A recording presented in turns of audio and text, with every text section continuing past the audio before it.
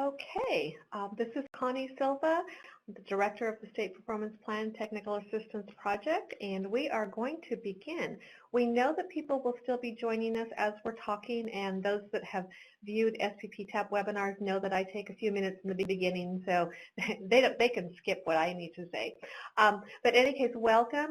This is the webinar we have with Dr. Rosemarie Allen. You can see her on the screen there with me, and she'll begin in just a couple minutes. Yeah, Rosemarie is with us here all the way from Colorado. We're very, very thrilled and honored that she's here with us today. As we get started, I'm going to remind folks that we are muted. And if you're calling in just on your telephone, you'll still be able to hear us, but obviously you won't get the wonderful images. But you can always check the archive later. We will archive this webinar as we do with all of our SPP-TAP webinars. So as a reminder, we are brought to you from, again, with funding from the California Department of Education, and we are provided funding through CDE to provide services that support the work around disproportionality, and this is free to everyone. If you view this and would like to share it with friends, please don't hesitate. And we are actually located at the Napa County Office of Education, so that's where you can find our staff. And go to our website if you want to get some information on where to find us. We are asking folks right now, we're going to be using chat during the webinar. So if you want to go ahead and post in chat your name, your LEA, and any of the folks sitting with you, it's good for us to know. And as Dr. Allen begins, it's good for her to know who's in the audience here today with us. So feel free to do that as I continue speaking, and welcome again, everybody. Just a quick reminder, and in case this is new to you, some of the services that are available through our project. We are called SPP-TAP. That's just because it's shorter than the big long name. One of the things we provide is webinars such as this one that you're viewing today, and as I said, we archive them on our website, spp-tap.org. The website also has a whole lot of other resources, so we hope that you will visit that website and take a look at what other tools and resources you can view on the website. We do other online learning modules, and you can also see those on the website, but you'll see the link that will take you straight to those modules. And we are actually in the development of 3 more mini modules. So again, keep visiting the website and you'll see the latest of what we have available for folks, again, trying to address disproportionality and increase equity in their districts. We also provide individualized technical assistance, so if you have questions and would like more support, please do contact us. We're happy to provide the information that we can. And of course, if you're significantly disproportionate, you know that we're there and available for you with lots of different resources that we won't go into today. Okay. So as I mentioned, we are going to be using chat during the webinar. We also have polls that you may be asked to respond to, so you'll get some information as those polls come up. Again, that's for the benefit of our presenter and for all of you to learn from each other as we progress through this. And there will also be a whiteboard exercise, is that correct? Okay, so we'll give you instructions when that comes on during the webinar about what to do, but just be prepared that you'll be listening and learning and also interacting as I turn this over to Dr. Rosemarie Allen. Okay. We are recording the webinar. I mentioned that earlier, but again, as a reminder, in case you want this later, and also so that you know that you can view this at another point and share it with others as well. All of your lines are muted, and again, that's why we're using the other features for interaction during our session today. So let me briefly introduce our presenter. As I said, we are really excited to have Dr. Rosemarie Allen. She has served as a leader in early childhood education for more than 35 years. She doesn't look like it, but she has. Her life's work centers on ensuring all students have access to developmentally and culturally appropriate instructional programming. And Dr. Allen has been the director of Colorado's Department of Human Services Early Childhood Division, and is a contractor for the National Center for Pyramid Model Innovation. And that focuses on equity and culturally responsive practices. She's currently an associate professor in the School of Education at Metropolitan State University of Denver. And Dr. Allen is also the founder of the nonprofit Institute for Racial Equity and Excellence, IREE, and is widely known as the nation's expert on creating positive, equitable learning environments for young children. So welcome, Rosemarie, and I'm going to turn my camera off and turn it over to you. Wonderful. Good afternoon, everyone. I'm so excited to be here. I am going to jump in and get started with my favorite quote. But before I do that, I just want to remind us why we're here. And we're going to be talking today about using culturally responsive practices to ensure equity for all children. Before I get into my favorite quote, I'd like to start with a poll.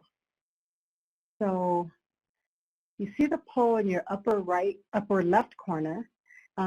Again, it's anonymous, so I hope you will all participate. And which one of these statements, which of them reflect your perspective?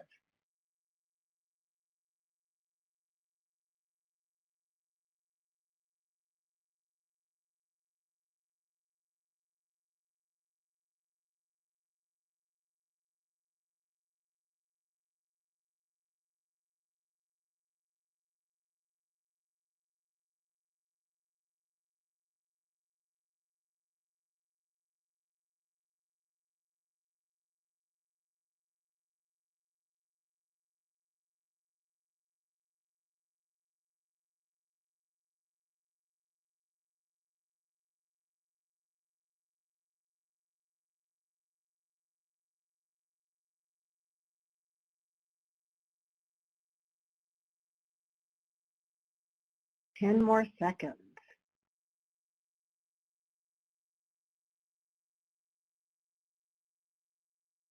Okay, thank you so much for participating. I want you to know that there are no right or wrong answers here, but I hope that as we go through the webinar, you'll be able to reflect on the answers that you have provided. So let's get going.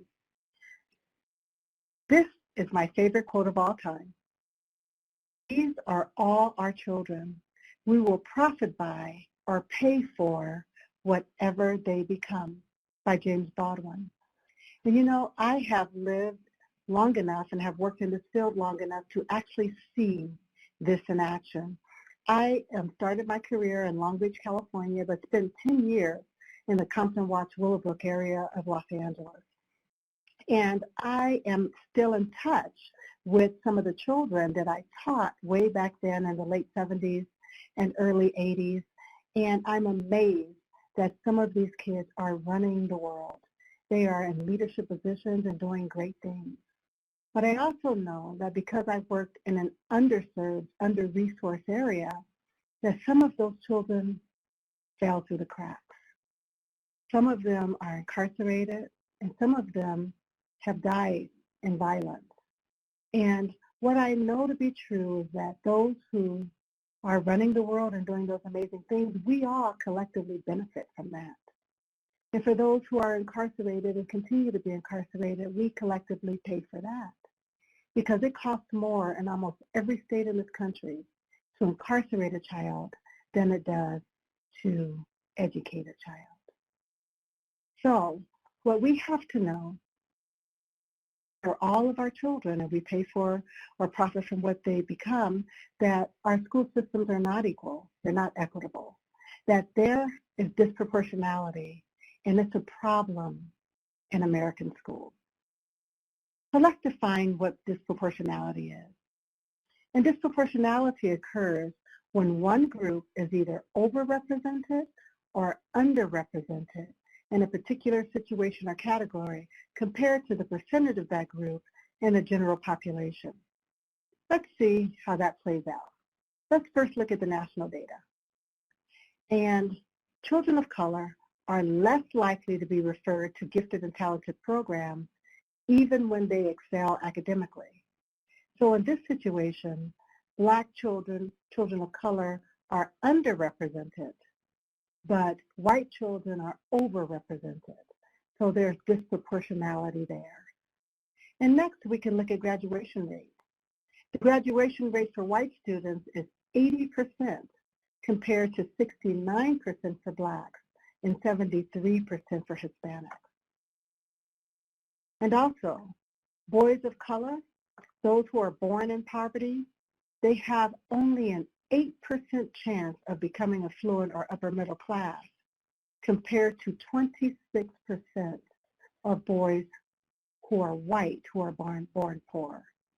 So given the same circumstances, a black child and a white child, both born into poverty, the white child has a 26% chance of becoming affluent or middle class compared to 8% for black boys. And African Americans across the country are nearly 4 times more likely to be suspended or expelled from school compared to their white friends. So these are all examples of disproportionality. And the study conducted by Watson Gilliam in 2005 showed us that preschool children overall are suspended much more than K-12. Preschool children are suspended 3 times more than children from kindergarten through 12th grade. And this statistic is very concerning to me, and particularly because I was one of those little black girls who was suspended a lot from school, that African American girls are only 20% of the preschool female population, but 54% of those who are suspended from school. And these are numbers that should really, really concern all of us. And that's just preschool data. So even when we look at disproportionality, we know that young children are disproportionately suspended, much more than kindergarten through 12th grade. But let's look at the K-12 data. And looking at it, we find that black students, and I don't like to say students, I'm one who would like to refer to children as children. Black children are 18% of the K-12 enrollment, but they're 35% of those who are suspended once, and 46% of those who are suspended more than once, and they're 39% of all expulsions. And I do want to say that you'll hear me talk a lot in this black-white binary, and it's not because these numbers don't also include all children of color, but in order to address the vast inequities that exist in our education system, we have to be willing to look at those who are at the very bottom. Because if we don't address those needs specifically, then we can continue to pluck from the middle, and the needs of those at the very bottom may not be met. So let's take a look at California data. What I just presented to you was national data. And now let's get specific to California. So in California, black males are almost 6% of the total enrollment in California schools, but account for nearly 18% of all suspensions. That black students, they lose 42 days of instruction as compared to their white friends, only 11 days due to suspension. And we have to ask ourselves when we look at the achievement or opportunity gaps, how do we expect these children to learn if they're not in school? If black students are losing 42 days, more than a month, more like a month and a half, compared to their white friends who are losing just a little bit more than 2 weeks, then we should really be concerned about that gap and how we close it. 297 children with disabilities who were preschoolers were either suspended or expelled during the 2017-2018 school year. And black students in kindergarten through 3rd grade, they're almost 6 times more likely to be suspended than their other friends in their same classrooms and their same schools in California. And that's upsetting. And that's what disproportionality looks like.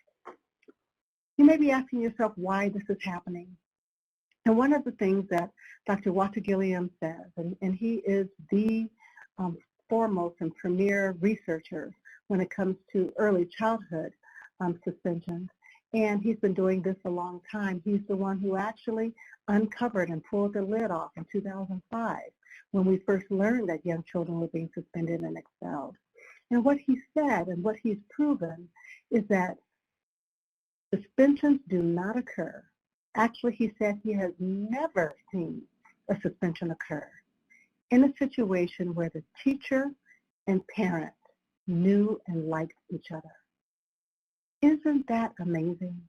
That when the teacher and parent know and like each other, suspensions do not happen. So that tells us that this is all about relationships. It's all about relationships and how we interact and engage with young children. But there are some barriers.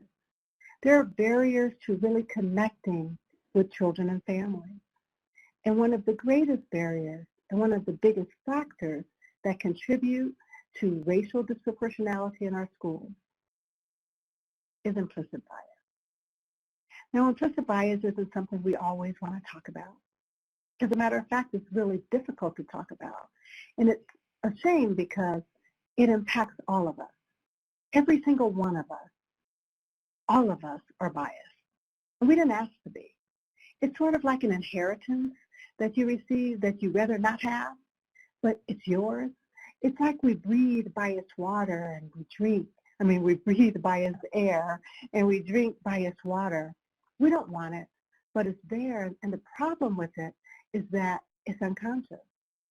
Implicit bias is this mental process that results in feelings and attitudes about people based on how we perceive them to be different from us. It can be based on race or age or appearance. I was watching the news not long ago, and the newscasters were talking about an elderly woman. This elderly woman was robbed by a young person and knocked to the ground. And it made me very sad to hear that because I have an affinity for our elderly the same way as I do for our young children. And I'm watching the news and I'm getting so upset and the newscaster saying, oh, this elderly woman, and who would do this to this elderly woman? And then someone chimed in and said, yes, how could they do this to this 59-year-old woman? And at the time I was 59. And I'm thinking, I'm not elderly. But what happens is that when you perceive people to be vastly different than you, then you can attribute these, place them in categories that they do not belong. Because I'm thinking, I am not elderly. But because this is an unconscious process, imagine a 15 or 20-year-old watching this, and now they may develop a bias, this bias that 59 or 60 is really elderly. So that's how quickly implicit bias gets recorded in our internal system. This implicit bias is an unconscious process that we're not consciously aware of, and it is the result of negative biases that develop over the course of our lifetime. So I want you to imagine this. Imagine that you have an internal recording, and that recording is picking up messages about people. It's picking up stereotypes about people. It's picking up this false impression that 59 is elderly and other stereotypes that we hear. And we receive these messages in our homes, from our parents, from our grandparents. We receive these messages from our experiences, and we receive a lot of messages from the media. And these are lifetimes of messages that support dangerous stereotypes that we don't know are there. And these stereotypes and this bias, they actually come out the most, we're most susceptible to them at times of fear and times of stress. So again, implicit bias is unconscious. We don't know it's there. It's based on messages that we've received over the course of our lifetime. And we have no idea that they're there, and they support stereotypes about people that we perceive to be different from ourselves. So I'm going to introduce you to, or refamiliarize you with, the Ladder of Inference. But before we do that, I'm going to have you take an inference self-assessment. It's in your upper left-hand corner. And just go ahead and check one of those boxes. I use inference to interpret behavior. So the way that you're going to do that is you're going to find at the top left of your screen is a marker symbol. Grab that marker, move it over to the PowerPoint slide, and mark along the line up towards the top, it says not at all or all the time, and mark yourself somewhere along that line, or if you don't know, mark yourself in that little box at the bottom.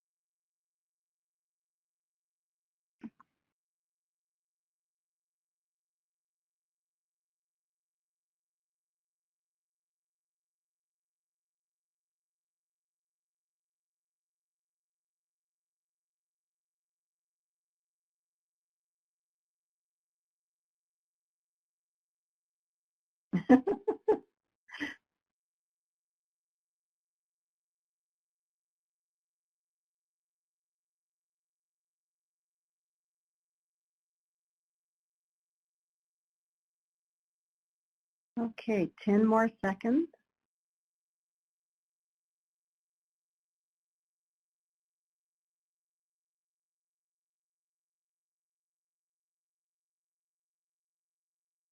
All right, again, there are no right or wrong answers.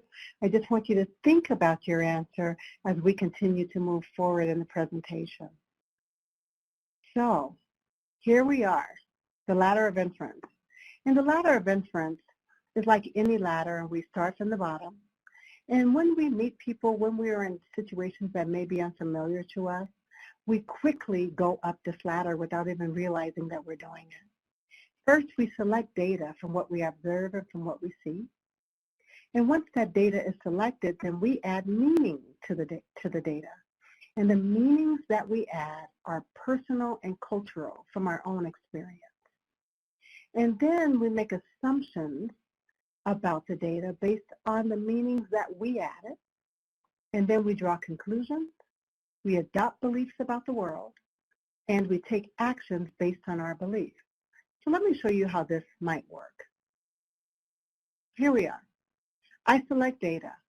Rosemarie rushed right past me without even speaking. Did you know that speaking is cultural? There are people participating in this webinar who were intentionally taught to speak when they walk in a room. In my family, for example, if I walked into my grandma's house and she was sitting there talking with all my aunts or great aunts, when I walk in, I am expected to walk in, speak to every auntie, and hug them. Hi, Auntie Pam, hug, hug. Hi, Auntie Net, hug, hug. That's the expectation, and I was taught to do that from a very young age. There are some people on this webinar participating that were not taught to intentionally speak when they walk into a room, but they were taught when you walk into a room, you don't make yourself the center of attention. You don't interrupt people who are talking, and you make yourself a little smaller and quiet, and you wait for an opening. I want you to think about the cultural disconnects that can occur between those types of people who were taught differently upon entering a room. So I select data. Rosemarie rushed right past me without even speaking. And I'm going to add my own personal and cultural meaning. And now you know what that is. Huh, she walked right past me. I knew she had an attitude. She doesn't like me. And then I'm going to make some assumptions based on the personal and cultural meaning that I added. She thinks she's better than us. She didn't even speak when she walked in the room. And then I'm going to draw conclusions and take action based on my beliefs, my contrived beliefs, mind you. She'll never treat us fairly. We're paras, and she's the master teacher, and she thinks she's better. And that's how quickly you can go up the ladder. And it only takes milliseconds, and you have no idea you're doing it. Let's try another one. I select data. That child is big and rough. Do you know that studies show that bigger boys are automatically assumed to be aggressive? So I select that data. The child is big and rough. Now I'm going to add personal and cultural meaning. I think he might have an attitude. He didn't even smile. I better keep an eye on him. And then I'm going to make assumptions. He's probably aggressive with the other children. I better watch him. And then I draw conclusions. Oh, I know we're going to have to put him on a behavioral plan, and FBA is definitely in his future. And we can do that within seconds of meeting a child. Watson Gilliam also talks about the BBB factor, that he says there are 3 Bs that are the highest risk factors for children being suspended from school: being a boy, being big, and being black. So he says if you're a big black boy, you are more likely to be suspended. I added a D to that and made it a big black boy with disability. So let's do one more. I select data. I notice that that child did not call me Ms. Allen. Now again, titles are cultural. In my family, everyone's taller than you had one. I have older cousins that I have to address as Cousin Margaret, Cousin Jeffrey.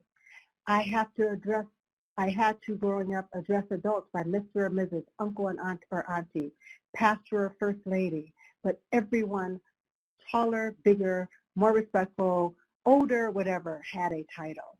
So I want you to be aware of this, especially as this cultural aspect, because so many times in education, a parent might introduce their child to you and say, hi, this is Miss Allen.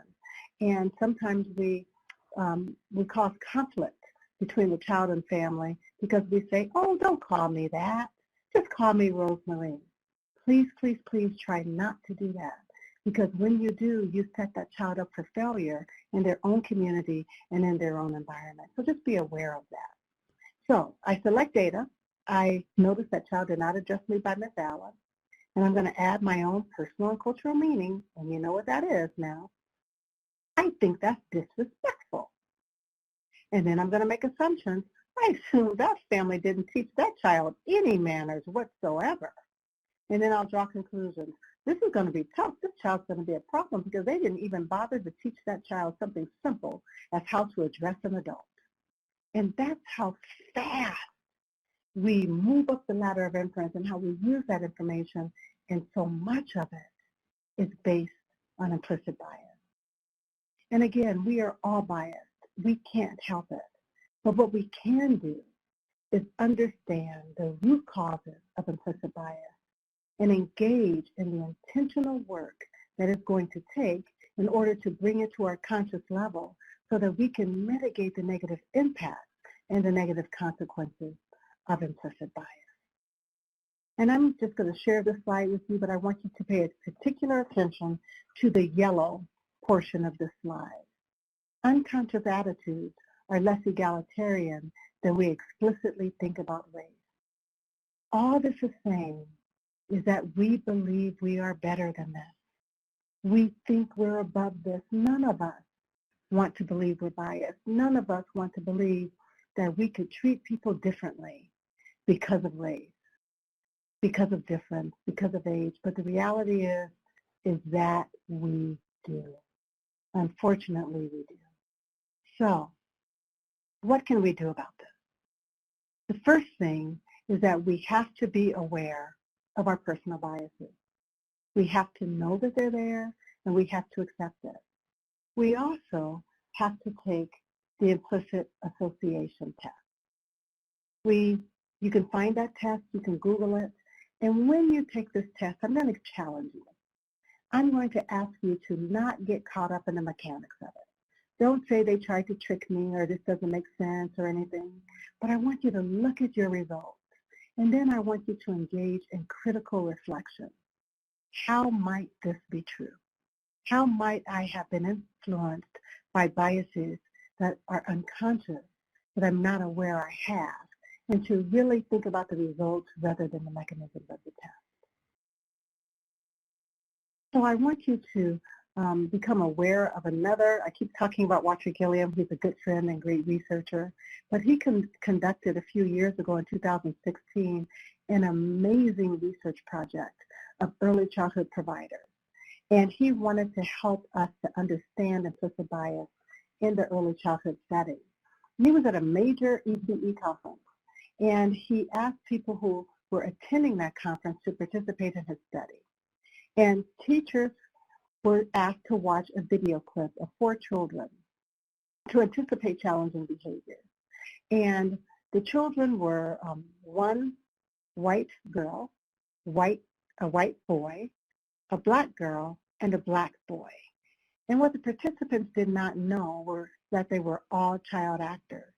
They also didn't know that the researchers were using eye tracking devices to see what children were being watched. And the participants were given these instructions. We're interested in learning about how to detect challenging behaviors in the classroom. Sometimes this involves seeing behaviors before they become problematic. The video segments you're about to view are of preschoolers engaging in various activities. Some clips may or may not have challenging behaviors. Your job is to press enter on the external keypad every time you see a behavior that could become a potential challenge. And what was really amazing is because these children were all actors, there were absolutely no challenging behaviors at all in the clip. The results showed that the black boy was watched more than any other child. 42% of the teachers who participated reported that he actually required more of their attention than the other children. The black girl was watched more often than the white children. The white children were watched less often than both black children. And it just went to show how we perceive race and behavior. But what we have to do to really address implicit bias, to address racial inequities, is to talk about race. But that's so hard to do. We do not like to talk about race. We've become so politically correct in this society that we just don't know what to say. We don't know what to say. We don't know when to say it. We don't know what to say to anyone anymore. So it's just more comfortable to not acknowledge race at all. We don't know if we should say Hispanic. We don't know if we should say Latina, Latino. A girlfriend of mine who is a community activist says, I'm Latinx. When I was growing up in Los Angeles, it was Chicana, Chicano. We don't know what to say, so sometimes it's easier not to say anything. I want to introduce you to my family. This is my husband in the middle there, my son and my daughter.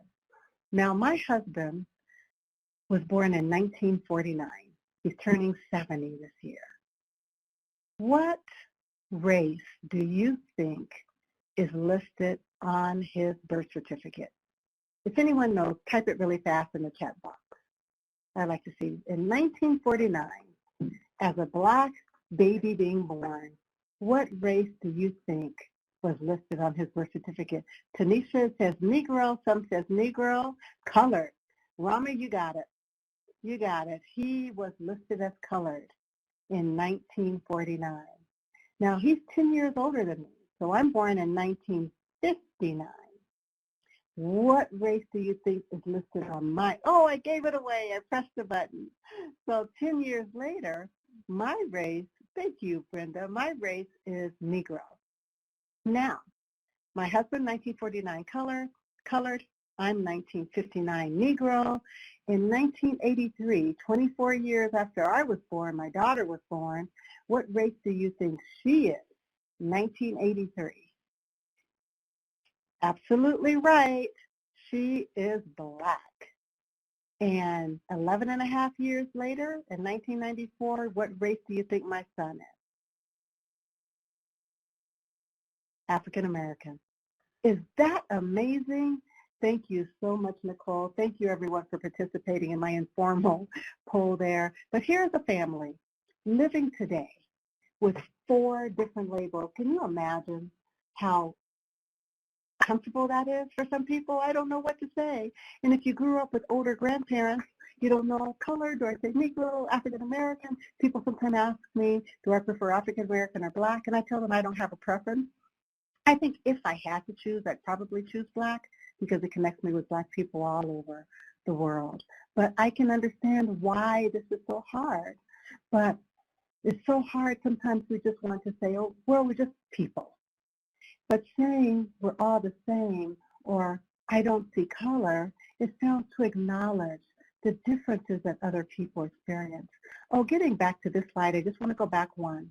Because we use the term people of color right now, I'm finding some of the young people are saying colored people. Please know that those terms are not interchangeable.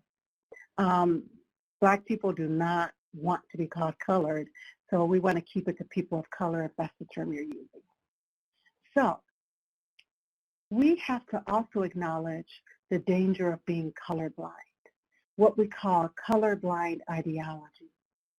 So when we assert that skin color doesn't matter, it allows teachers and administrators in schools to deny the existence of implicit bias and racism that is inherent in American schools.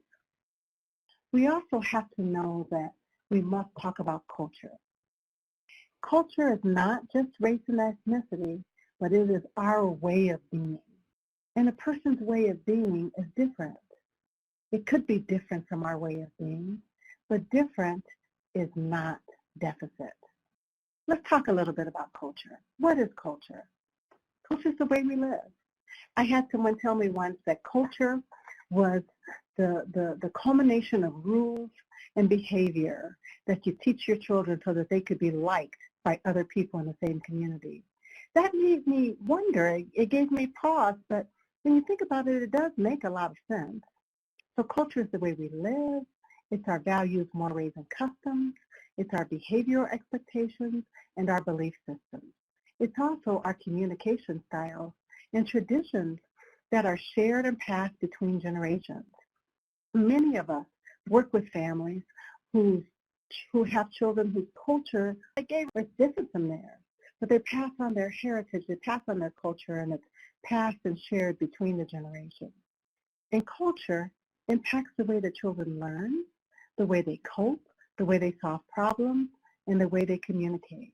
And when we view children through this cultural lens, then we will get a better understanding of the child and the factors that influences their behavior. We also have to understand that there are elements of culture at school. There's a culture at school that already exists, and schools exist on a white middle class basis. Do you know that American schools were not designed for women, for people of color, for children with disabilities? All of those groups pretty much had to fight to be included. And we've been trying to make that round peg fit into that square hole ever since. So there's a culture that exists, and then there's a culture that we bring with us. And if we're very, very intentional, there's a culture that we can create. So we have to be aware of our own cultural framework and content. So what is it that we bring with us? We bring our cultural practices. What do I bring with me? I bring the fact that I expect children and adults to speak to me when they enter a room. I bring with me my expectation that children will address me with a title. Now imagine in Long Beach, when I worked there in 1979, the classroom became the great equalizer, and we moved to calling teachers by their first name. And my 3-year-old child or student came in, "Hey, Rosemarie." It's like, oh my gosh, can I please have a title, Teacher Rosemarie, Miss Rosemarie, or something? But those are some of the cultural practices that I bring with me. I bring my beliefs and perceptions. I believe that children should have a voice. I believe that children are active. I do believe that children should respect adults. And all of those cultural beliefs I bring with me. I also bring with me my personal identity. I'm a proud African-American woman. I'm a mother. I'm a Christian. I'm an athlete. I'm a martial artist.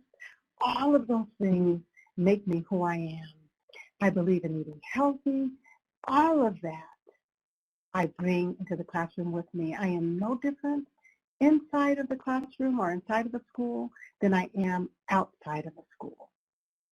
But what I have to understand too is that my frame of reference and my cultural beliefs and practices are not exactly the same as the children and families I serve.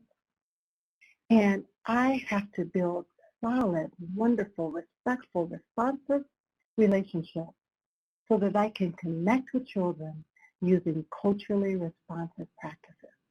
That means including everyone's culture. Do I have to be an expert on all cultures? No, you don't at all. I remember in the 1980s, we thought we did. We were really involved in multicultural practices and learning about other cultures, but I found that we were also reinforcing stereotypes because people can be of the same culture but have very unique expressions of that culture. The reality is we have to build relationships with individual families to find out their cultural needs, desires, and expressions.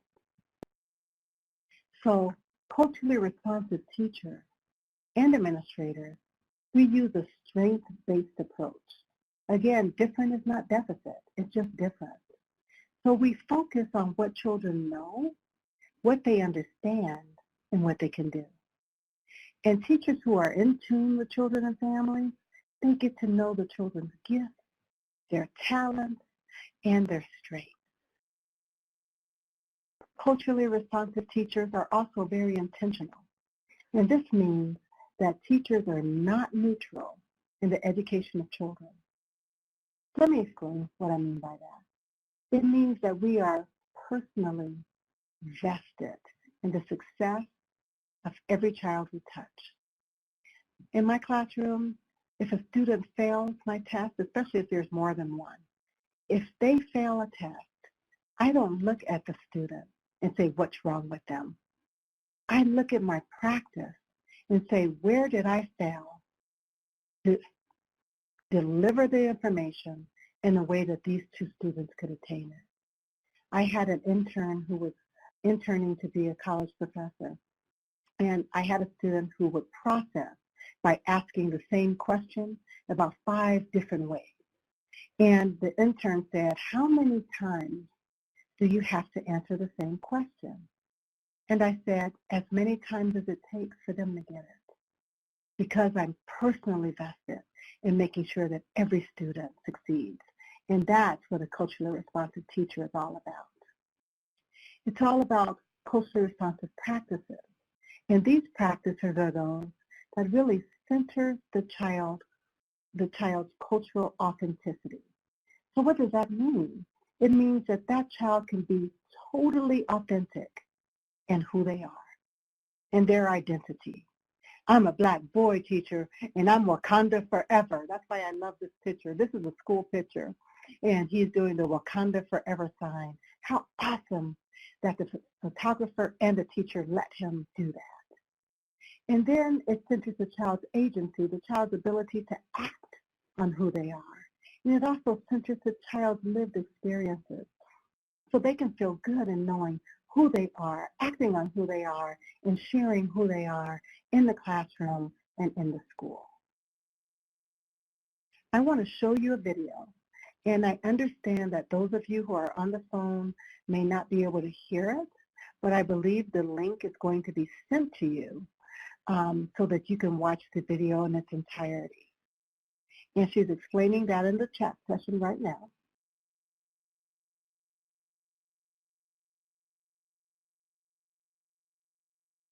And I'm going to go ahead and start the video.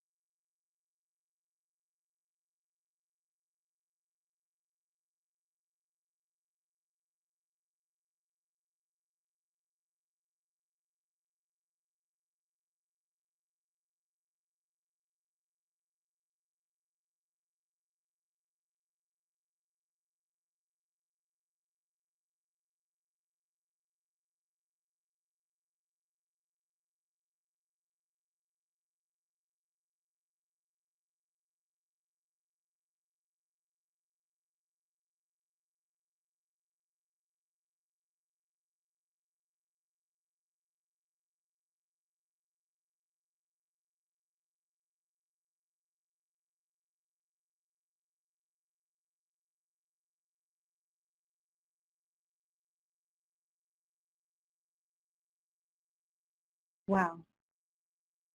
So I'm going to pause it here.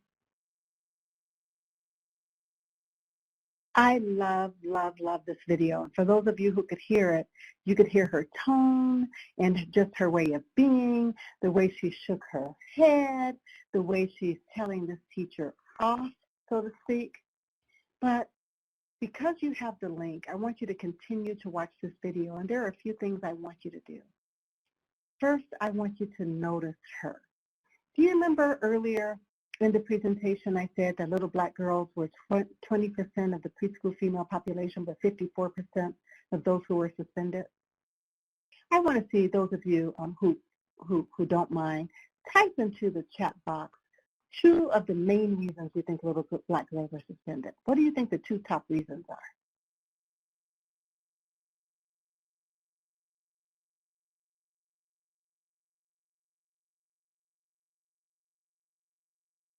Disrespect, defiance, disrespect.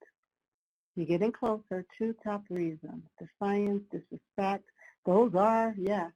Being too loud, having an attitude, yes.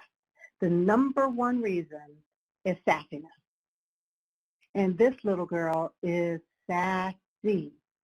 What do you think the number 2 reason is? So sassiness includes all of the defiance and tone of voice and attitude. What do you think the number 2 reason is? This one's a little tougher.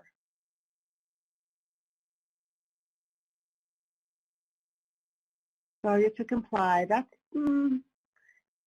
They are suspended for that. It's not number 2, hitting and fighting. You know what? Thank you, Bridget and Stephanie. I'll tell you because it's a hard one. It's hair. It is hair, believe it or not.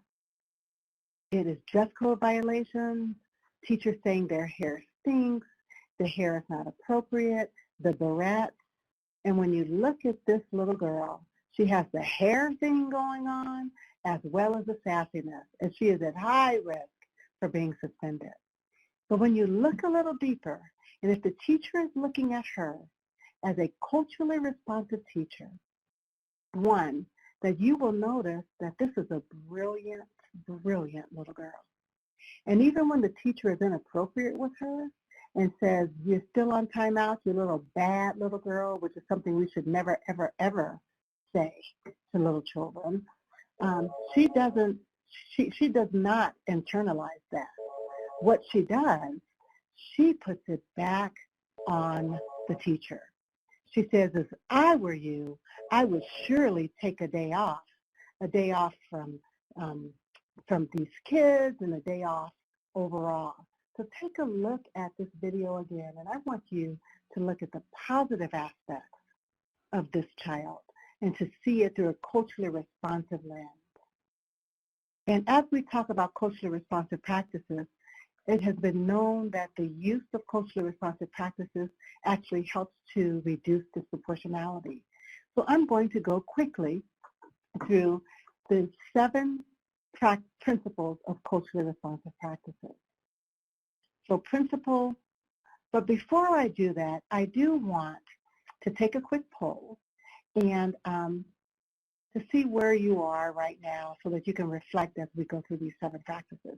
So in the upper left-hand corner of your screen again, which of these statements reflect your school?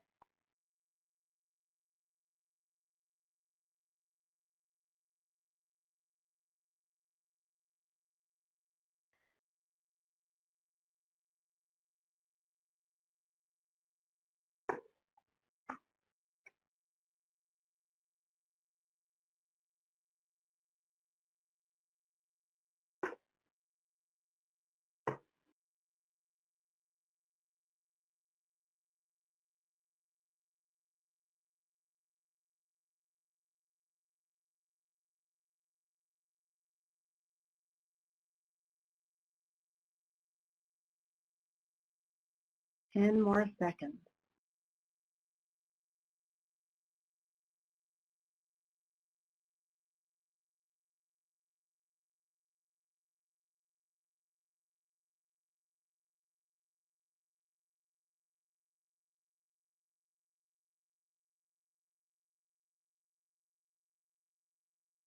Okay. Thank you. So I want you to reflect on your answers as we go through these 7 principles. So principle 1, kids get it that we get them.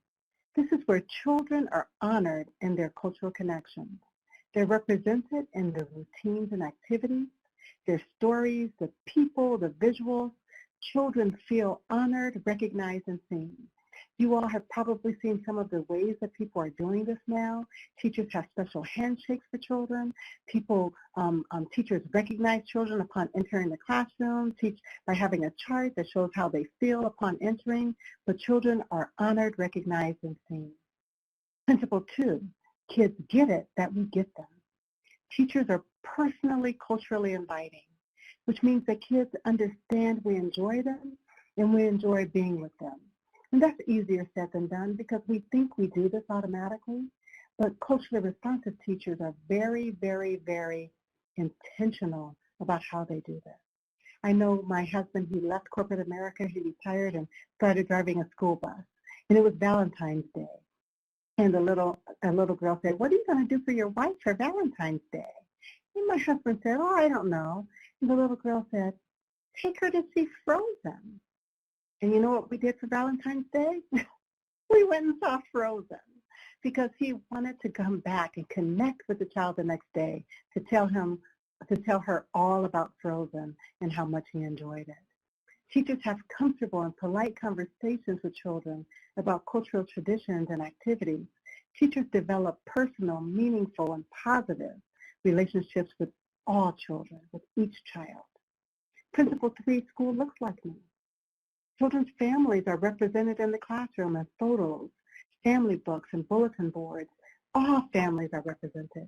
Same-sex families, foster families, adoptive families, two-parent families, grandparents raising children, single families. All families are represented.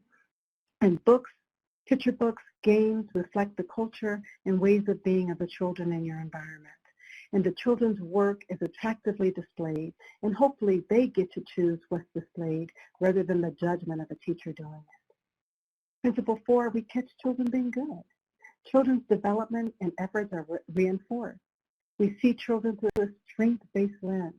We look for some children we have to seek out the behavior because for some children we only notice them when they're misbehaving.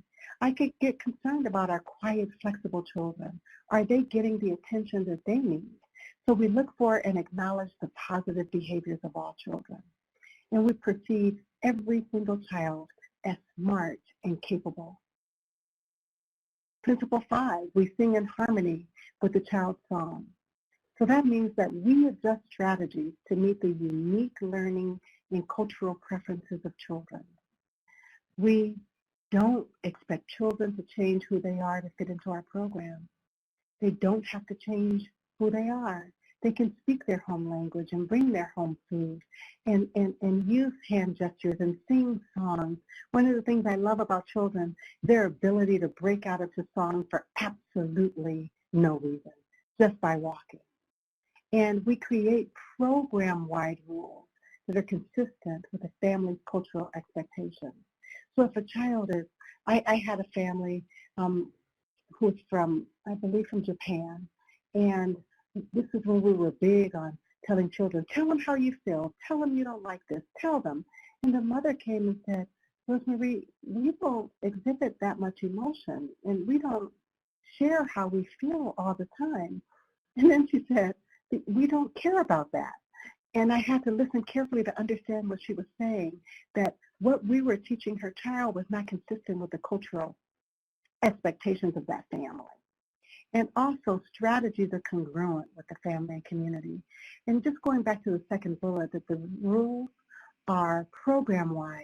So if one teacher says it's not okay and the other teacher says it's okay, that child can get in trouble depending on who they're with. But making sure the school that they have agreed on program and school-wide rules for children.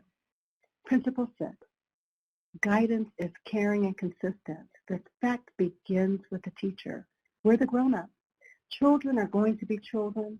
Every year we get the kicker, the hitter, the biter, the screamer, the chair thrower. Children have huge emotions in little bitty bodies. And our role as teachers is to understand that they are just learning. And behavior is really defined by the person who's most annoyed by it. So what we have to do as teachers is not get annoyed because children are being children, but we have to guide children into learning the desired behavior. We have to intentionally teach them culturally appropriate pro-social skills and emotional competencies. We have to teach them the program-wide rules and expectations. Our expectations have to be very clear. They have to be implemented consistently and reinforced regularly. My daughter, who's now 36, but when she was a teenager, even when she was 2, every rule had to be very, very clear, and she'd ask for clarification. When my daughter went off to college, we gave her a credit card. And we said, this credit card is for emergencies. What is an emergency? Not shopping. She went shopping, mailed the card back home because she knew she had broken the rule. So tell me, how do you reconcile a child's culture with the school rules? In the chat box, begin to type in, how do you do that?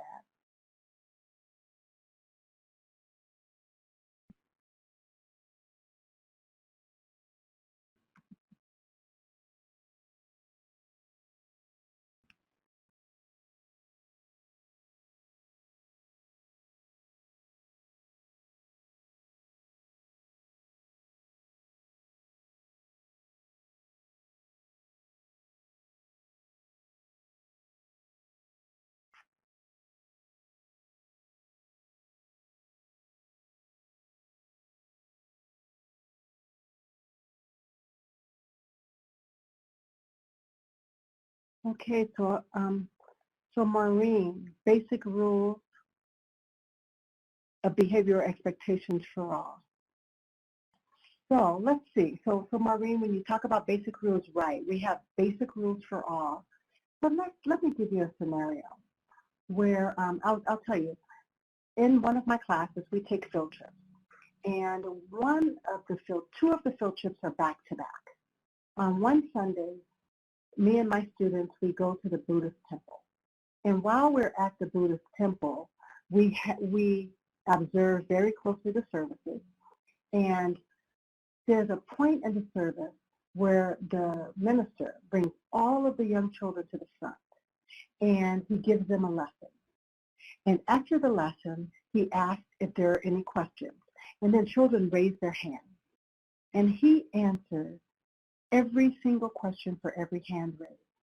And after all of the hands are down, he asks, are there any other questions? And he pauses. And then he says, seeing none, you can go back to your family. So the following Sunday, I take my students to the Black church. And they go to my church. And this church is a hallelujah, thank you, Jesus, Holy Ghost church. Jump up and down, clap when you get ready, call and response. If the preacher is preaching, they may say, hallelujah, preach, pastor. The pastor might say, do you hear me? Yes. Are you ready? Yes. What are you going to do? All right. So there's a lot of call and response. So when I take my students back to class the following week, we compare the children at the Buddhist temple, or not compare, but observe, and the children at the Black church. And then we talk about cultural expectations. So what would your expectations be of the children at the Buddhist temple? You would expect that they can sit quietly, they will listen quietly to the story being told, and they will raise their hand. And raise their hand and wait to be asked. So can you imagine the disconnect if one of those children had their hand raised and a teacher says what lots of teachers all over America say, I'm only going to take one more question. That child might wonder, well, I have my hand up. My question hasn't been answered. And that might be very confusing to that child. The same as the child with the Black church. Can't you imagine this child being read to? The teacher opens a book. Today we're going to read Pete the Cat. Pete the Cat, teacher, I know that book. I have it at home. Okay, well, we're going to read about Pete the Cat. My mama bought me that book for my birthday, and then my brother tore the pages. And that child will maybe talk through your story with the expectation of call and response and sharing of information. Can you see how the expectations between that child's home and community might be different from the expectations at school? So I want you to be aware of how that plays out too. So some basic rules. We take care of ourselves, we take care of our things, we take care of our friends, but then talk about rules around culture and children's ways of being. Let's see what else we have here. So Maureen, basic rules for all. And then we have make rules known, but do not penalize if broken. Have some discussions. And thank you so much for that, Ariel, or Ariel, I'm sorry, whichever one. But yes, we don't penalize children for breaking the rules, but we teach them strategies for following rules. And we can't assume that children know. One of the phrases that really bother me that I hear a lot in schools is the phrase, you know better than that. How do we know that children know better? Do you know for some of you that school is the child's very first experience outside of their home and overall community? For those of you who teach preschool or kindergarten, that's the first place the child will ever hear sit crisscross applesauce. That saying has no meaning anywhere else other than school. So we have to make sure that we are teaching expectations and that children know it and that we're reinforcing them when they live up to those expectations. And then routines and procedures, absolutely. Oh my goodness, there's nothing in the world like consistent routines and consistent procedures. It's so amazing to me that I can go into a classroom and know immediately if the teacher is following a consistent routine. I used to be an observer for our quality rating and improvement system and also for the high school curriculum. And it was amazing to me when teachers would try to impress the observer and children would tell on them. For instance, I was there once and the teacher was caught up in her lesson and she wanted to keep going because she wanted us to see how smart her children are. And one of the children kept saying, but teacher, it's time to go outside. But teacher, why were we doing this so long? Teacher, it's outside time. And that let me know that they were following a consistent routine and that day was a little different. So also, make rules known but not penalized. We saw that one. Routines and procedures as in PBIS. Yes, our positive behavior supports are everything because children know the expectations. They know what the expectations are, and then they're more likely to adhere to them. And what I love about PBIS is that the expectations are developed with the children. And PBS, or Pyramid Model for Young Children, that we intentionally teach children on pro-social skills. And that was Maureen, again, thank you, Maureen. And Martha, very clear expectations, nice. Rachel, at our school, we don't have many school rules so that we provide the flexibility to address student needs individually, which is truly amazing. I love when we can have flexibility, when children can be responsible for setting up those expectations and also the consequences of them.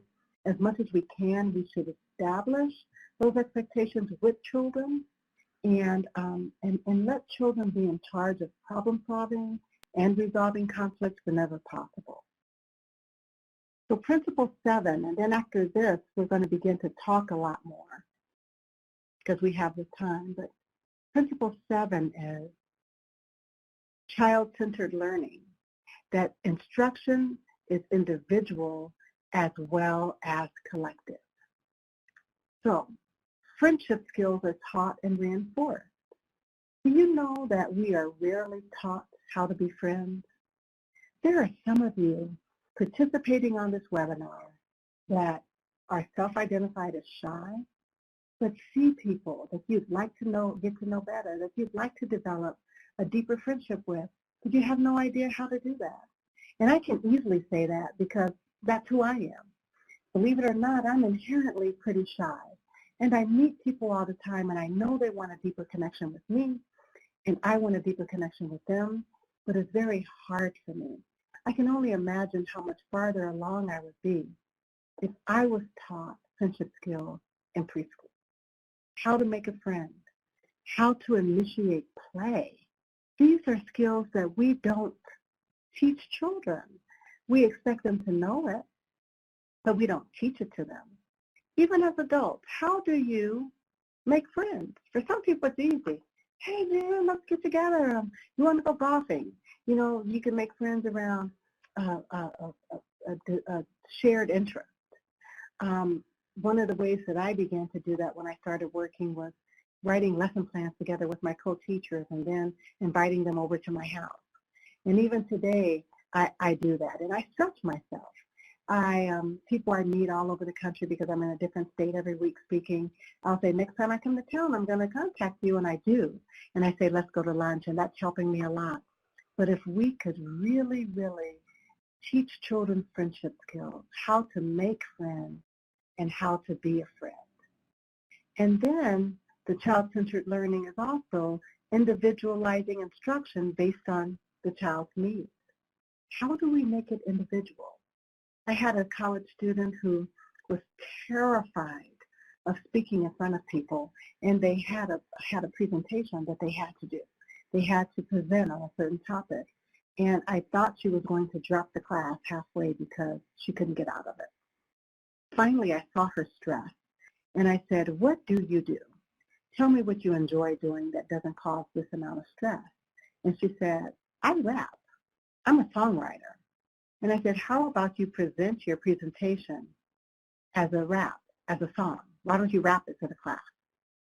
And I tell you, the effort she put into creating that song requires far more work than an overall PowerPoint presentation. But individualizing that for her made all the difference in the world. Tell me, how do you individualize instruction based on children's needs? What are some of the things that you do?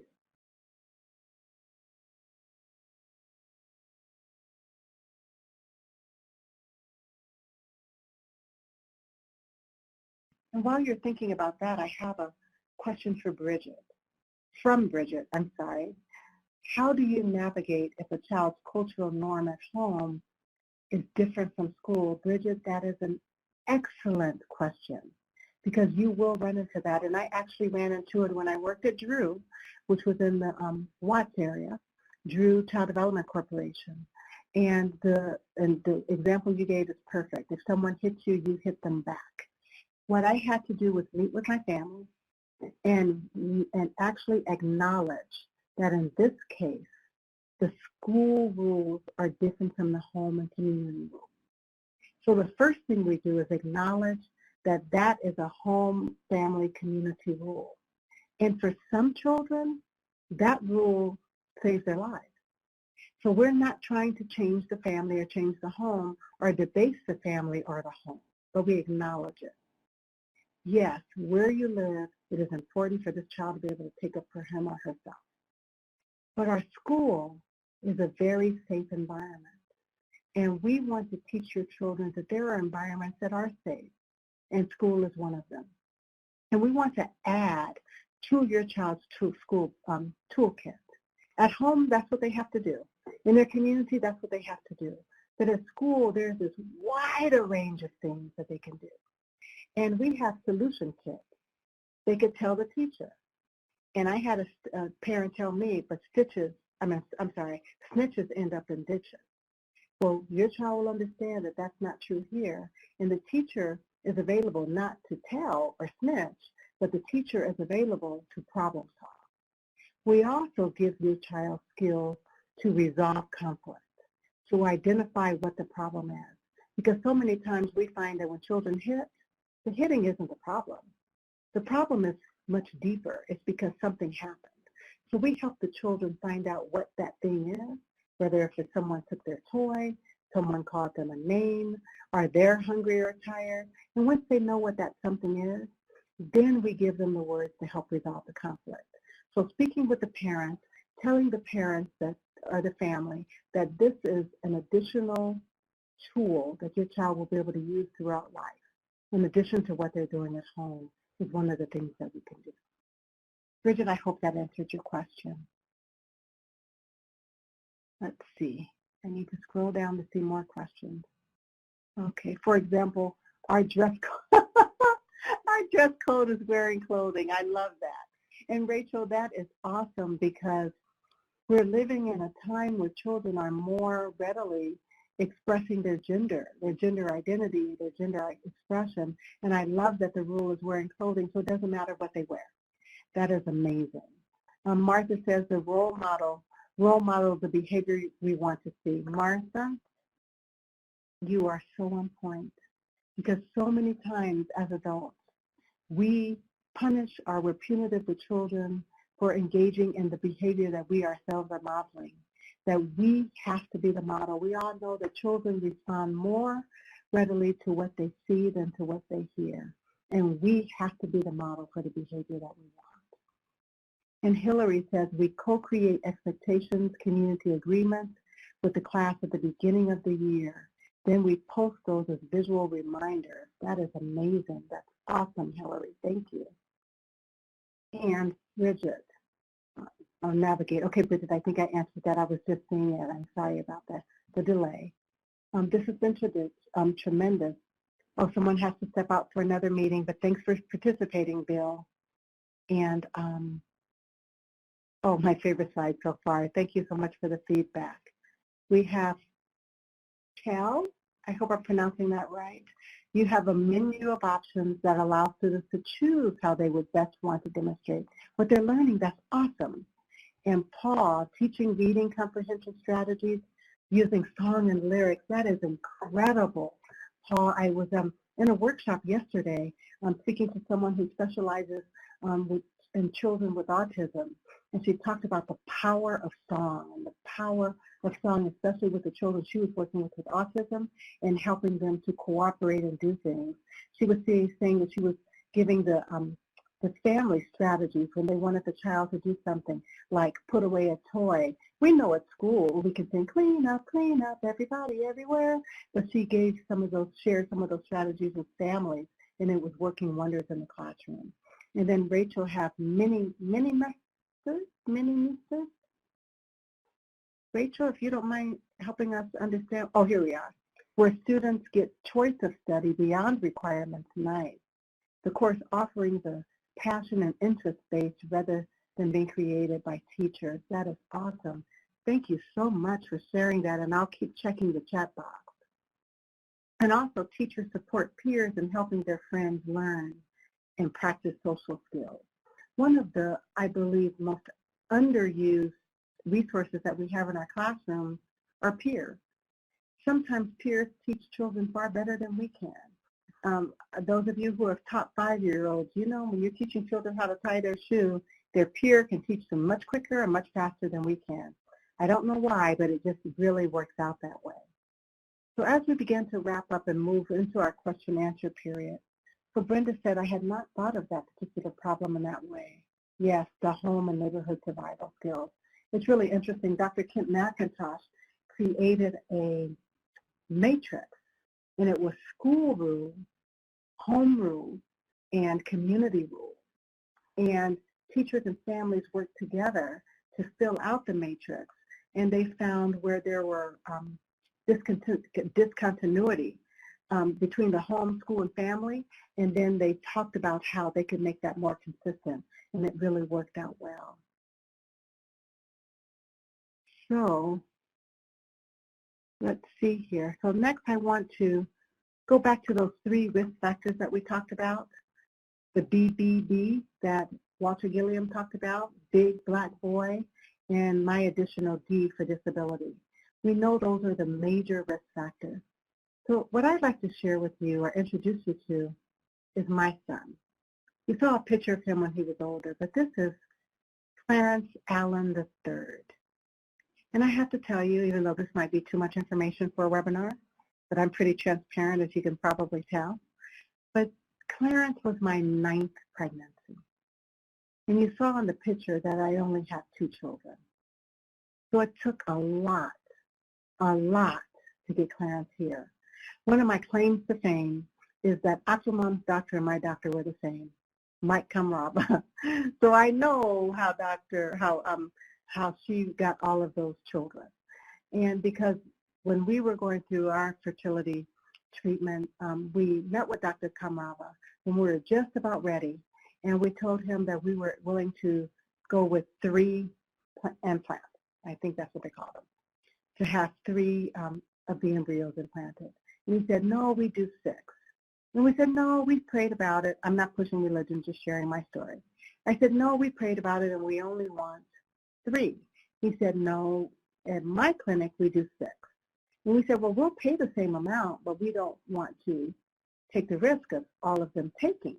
And he said, well, you either do 6 or you do none. And that was devastating to us.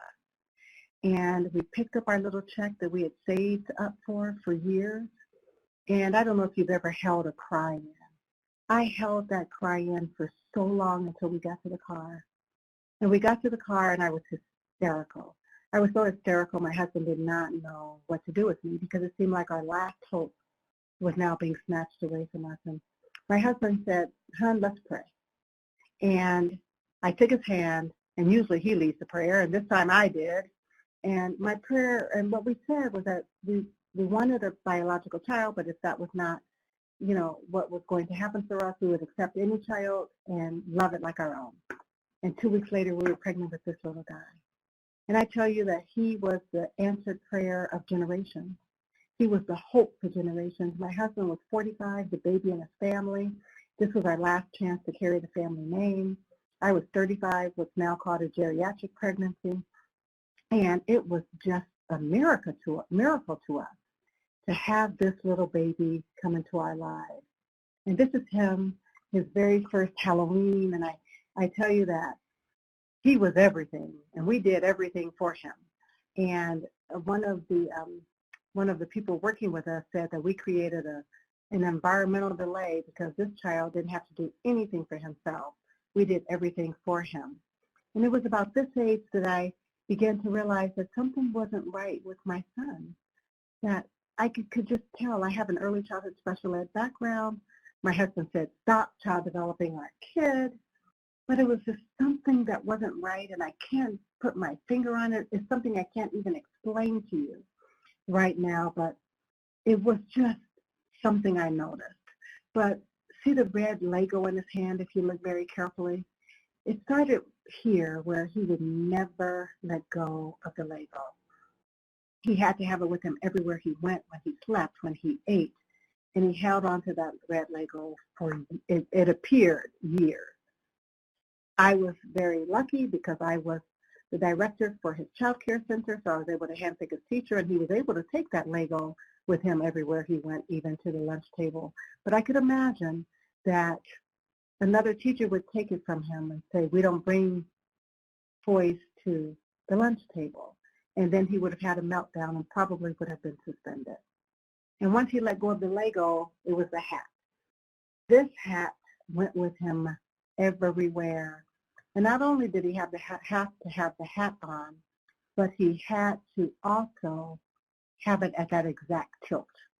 He could tell when it wasn't on right, and he would have a complete, total, absolute meltdown. I even played around with Velcroing it to his head just so that I could have a little bit of peace.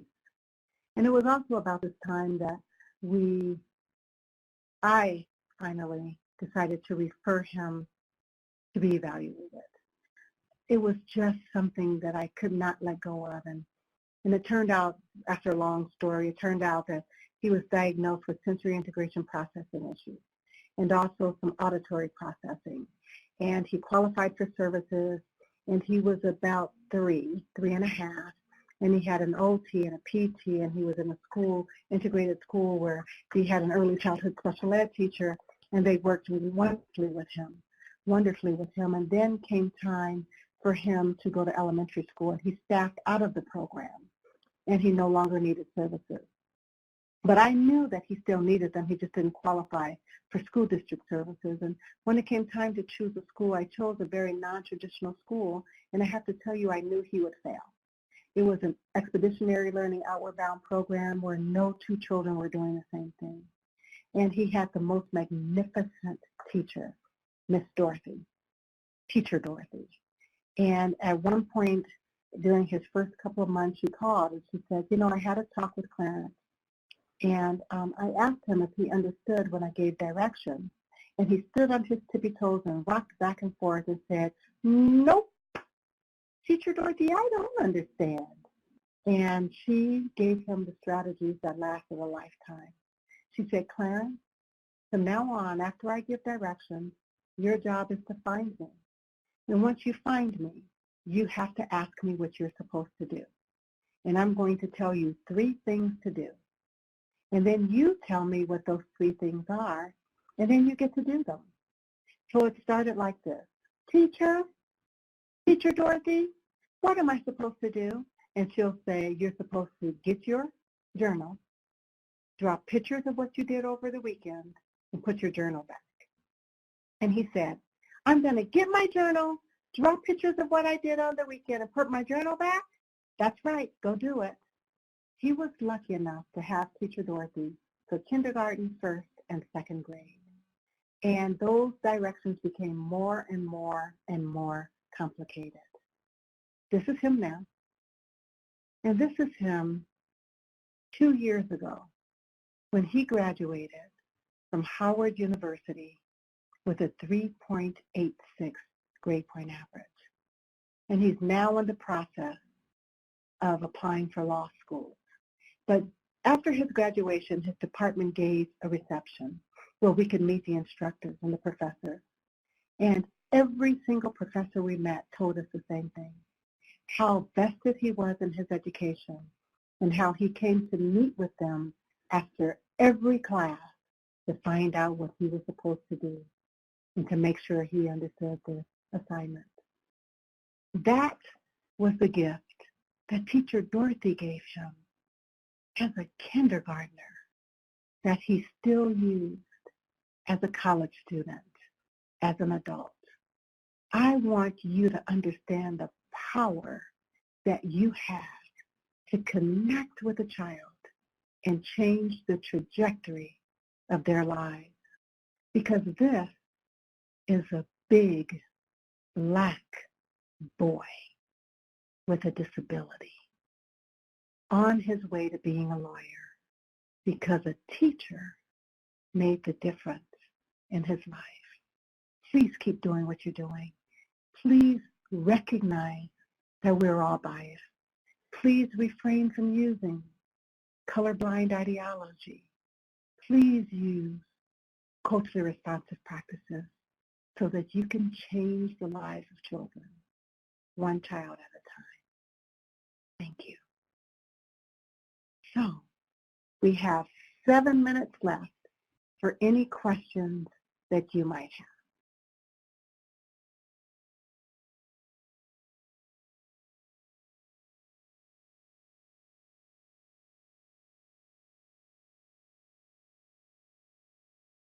You are so welcome, and I thank you and appreciate you being here so much. And again, I know that this will be recorded and you can refer back to it. And I know that the Dropbox link has been put there. Thank you. I'm going to turn it over to Connie and to Susan now. I see no Thank you. questions. Thank you so much, Rosemarie. You probably saw Susan's note that says we're all over here crying. That was quite the story and made the point. Very, very wow. It's real, and I love that you are willing to share again real stories. Help with all of the work that we do, and that you're so willing to share it with your own life story. Very, very much appreciate that. Quite motivating.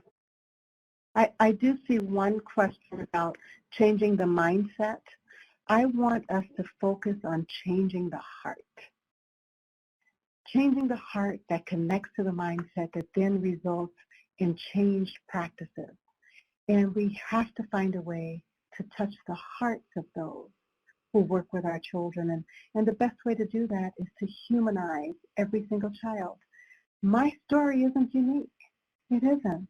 But we have to share our stories so that we can change the hearts of those working with all of our children, but especially those who are most vulnerable.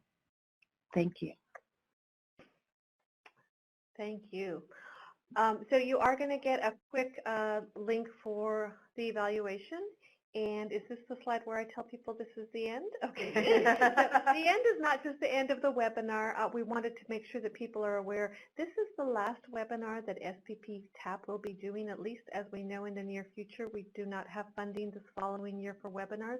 However, we don't want to stop you from going back to our website to view not only this one but the other 20 and more that we have on our website. Again, and if we can bring these to you again in the future, we will. But again, don't be surprised. We're still here, but this is our work scope has switched a little bit for this next year. Okay, and I'm going to just end it here on a slide with our staff so you know again who we are and the website link. And again, Dr. Allen, that was quite a wonderful presentation. Really appreciate you sharing it with us. And we know that many people will learn not just from today, but as they view it in the future.